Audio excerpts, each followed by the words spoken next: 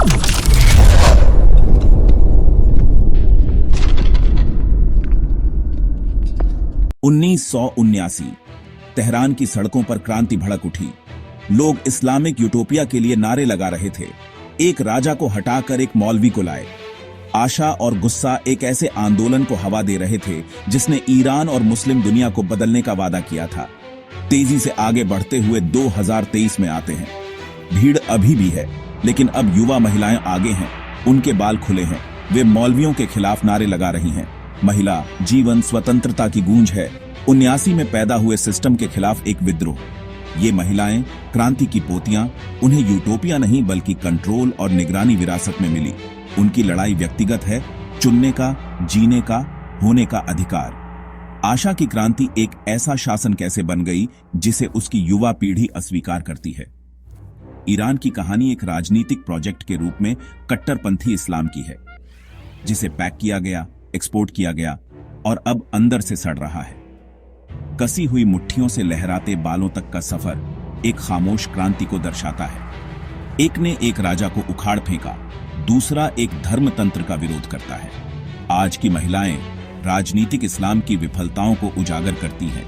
एक ऐसे प्रोजेक्ट को आईना दिखाती है जो एक ग्लोबलाइज्ड युवा पीढ़ी की आकांक्षाओं को पूरा नहीं कर सकता।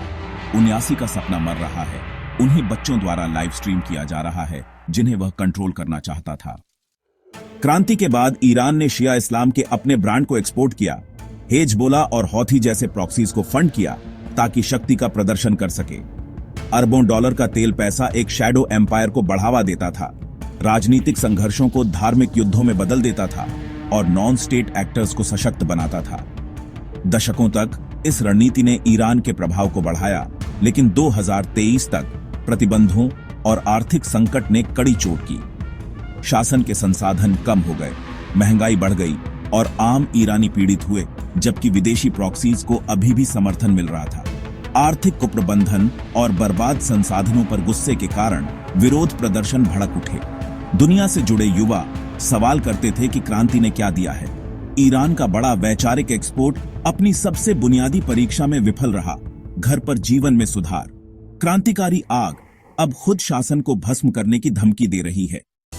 जबकि ईरान क्रांति से चिपका रहा, खाड़ी के राजतंत्रों ने अपना रास्ता बदल दिया। कभी रूढ़िवादी इस्लाम के एक्सपोर्टर, अब वे आर्थिक आधुनिकीकरण की ओर बढ़ रहे हैं। सऊदी अरब के क्राउन प्रिंस जैसे नेताओं के नेतृत्व में खाड़ी राज्यों ने धार्मिक हठधर्मिता से हटकर इनोवेशन और इन्वेस्टमेंट की ओर रुख किया। NEOM और दुबई के उदय जैसी परियोजनाएं एक नई महत्वाकांक्षा का संकेत देती हैं। वाणिज्य, संस्कृति और वैश्विक एकीकरण। सामाजिक सुधार, महिलाओं का ड्राइविंग करना, सिनेमा घरों का फिर से खुलना अतीत से एक व्यावहारिक ब्रेक को दर्शाते हैं। खाड़ी उस वैचारिक बुनियादी ढांचे को खत्म कर रहा है जिसे उसने कभी बनाया था, यह महसूस करते हुए कि अब यह एक बोझ है। जैसे जैसे धार्मिक रूढ़िवादिता के लिए फंडिंग सूखती है, कट्टरपंथ को ईंधन मिलना बंद हो जाता है। खाड़ी का यह बदलाव ईरान के मॉडल को अलग थलग और पुराना छोड़ देता है। भविष्य आर्थिक विकास और खुलेपन का है, न कि वैचारिक युद्ध का। रणनीतिक लाभ के लिए कट्टरपंथी प्रॉक्सीज को पाकिस्तान का गले लगाना विनाशकारी रूप से उल्टा पड़ा है। कभी राज्य द्वारा पोषित चरमपंथी समूह अब उस पर हमला करते हैं, देश को हिंसा और अस्थिरता में धकेल देते हैं। अर्थव्यवस्था संकट में है, बेलआउट पर निर्भर है, जबकि जलवायु आपदाएं सरकारी विफलताओं को उजागर करती हैं। अंतर्राष्ट्रीय फंडिंग सूख गई है और वैश्विक दबाव आतंक के वित्त पोषण के खिलाफ अनिच्छुक कार्रवाई के लिए मजबूर करता है। खाड़ी, जो कभी समर्थन का स्रोत था, अब स्थिर आर्थिक साझेदारों की तलाश करता है, पाकिस्तान को अलग थलग छोड़ देता है। युवा निराश और हताश कहीं और प्रगति देखते हैं और दशकों की विफल नीतियों पर सवाल उठाते हैं। पाकिस्तान की कहानी एक चेतावनी है। जो लोग कट्टरपंथ की आग से खेलते हैं, वे उसके द्वारा भस्म होने का जोखिम उठाते हैं। कट्टरपंथी इस्लाम को सबसे निर्णायक झटका सेनाओं से नहीं, बल्कि स्मार्टफोन से लगता है। सोशल मीडिया जानकारी पर पुराने एकाधिकार को तोड़ता है।